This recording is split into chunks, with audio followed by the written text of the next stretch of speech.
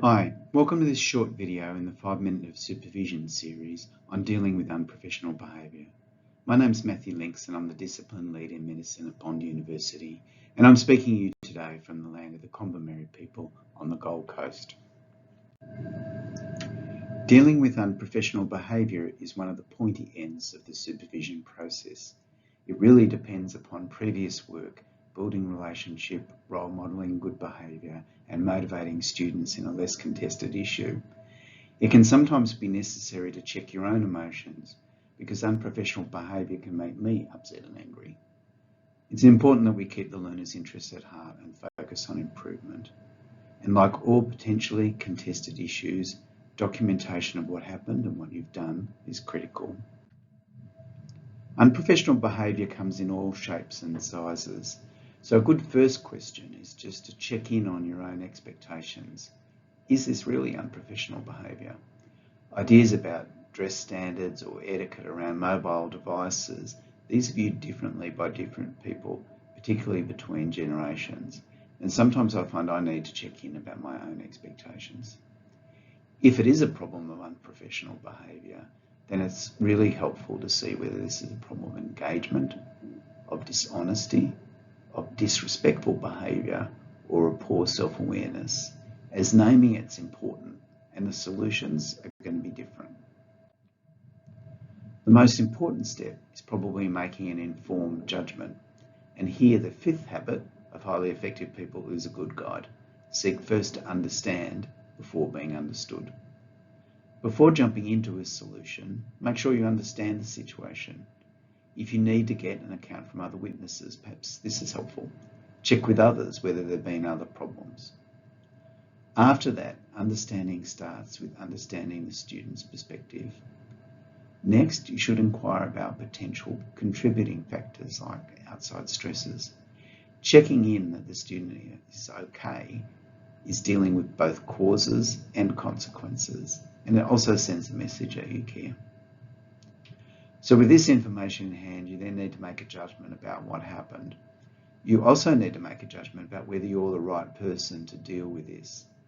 As a male, I would find someone else to have a discussion about a female student's dress. Or for an emotionally sensitive issue, perhaps there's someone with a closer relationship that could do a better job than me. This also importantly involves consideration of whether the behaviour requires escalation, and in that case you should not be dealing with it alone. Finding common ground is really helpful to move things forward. It can be unproductive arguing over whether a student really was rude, but you might get agreement that you can't argue with people's perceptions and that these perceived problems are a problem for the student. If you're dealing with an accusation of bullying, you might both agree that one behaviour is not a pattern. Or perhaps you need to agree that this is not the first time this issue has been raised.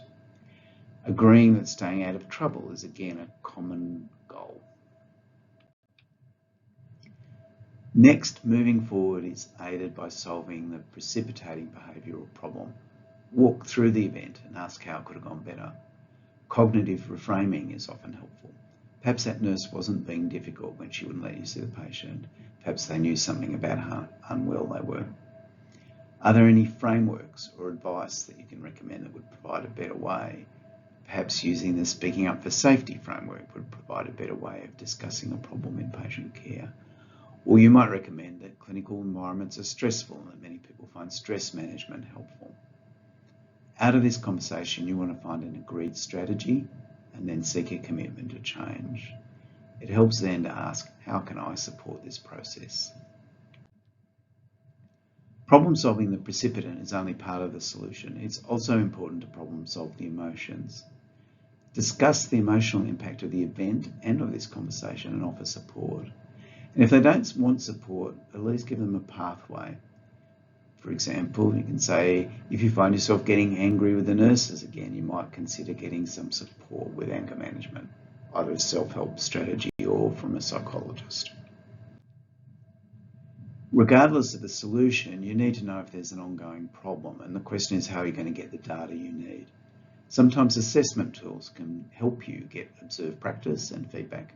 A mini CX on handover to the nurses might provide an opportunity to improve and to get more data about communication. An informal 360-degree process where you get feedback from other consultants or non-medical staff can also be really helpful. And it's good to get and document consent to share any information that's needed to ensure they're going okay. For example, you might say, I'm going to need to speak to the nursing unit manager about what happened so she can keep an eye out and let me know this is not an ongoing problem. So to summarise, dealing with unprofessional behaviour is hard and requires all of your skills as a good supervisor. Naming the behaviour and discussing the consequences sets the scene. Establishing common ground and problem solving the precipitant and the emotions provides a way forward. And a monitoring framework is essential to make sure you've got the problem solved. Don't forget to document what happened and what you did. So thank you for your attention.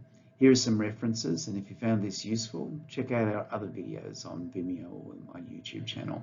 Please leave a comment, and if you have any suggestions for improvement or requests for a new topic, let me know. Dealing with unprofessional behaviours can be difficult. I hope this helps. Good luck.